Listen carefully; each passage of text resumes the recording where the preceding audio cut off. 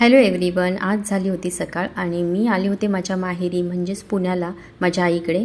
तर ही आहे त्यांच्या घराचा व्ह्यू बाहेरचा आणि बाल्कनीतून असं काही दिसतं आहे, कारण की नुकताच पाऊस पडून गेला होता आणि बाजूला डोंगर आहे, वातावरणसुद्धा ढगाळ झालेलं. आणि मी आईला भेटायला गेले होते, कारण की आईची तब्येत बरी नव्हती, तिचं पायाचं ऑपरेशन झालं होतं म्हणून.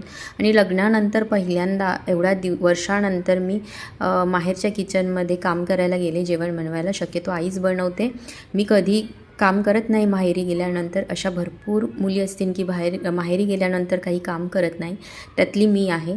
आणि आज म्हटलं आज आंबारसचा बेत करावा.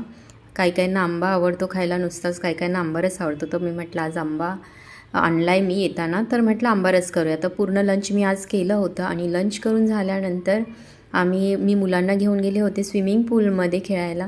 तर त्यांनी पण सर्वांनी खूप एन्जॉय केलं मुलांनी. तर असा आज माझा माहेरचा दिवस गेला. पुन्हा भेटूया.